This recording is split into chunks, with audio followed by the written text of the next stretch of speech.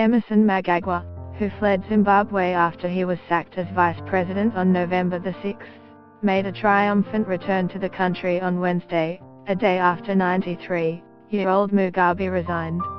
Mugabe's departure after 37 years in power followed an intense week with the military staging a government takeover, the commencement of impeachment proceedings and citizens taking to the streets in protest.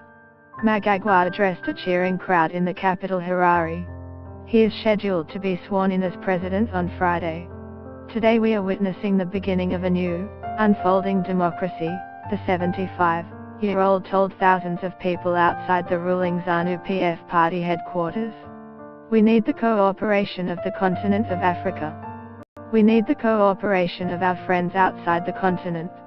Mnangagwa served for decades as Mugabe's enforcer, a role that earned him the Acme crocodile. Many opposition supporters believe he was instrumental in the army killings of thousands of people when Mugabe moved against a political rival in the 1980s.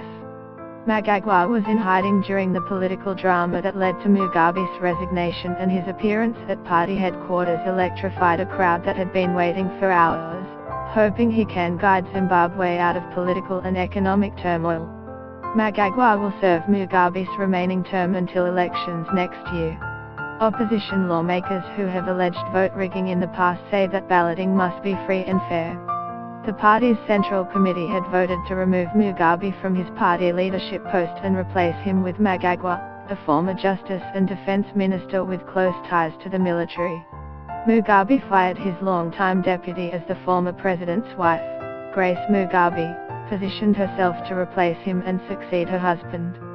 That led the military to step into the party's factional battle a week ago by sending tanks into the streets and putting the president under house arrest, a move that opened the door for the party and the people to turn against the leader who took power after the end of white minority rule in 1980.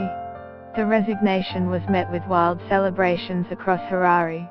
People were thrilled to be rid of a leader whose early promise, including an emphasis on education, was overtaken by economic collapse, government dysfunction and human rights violations.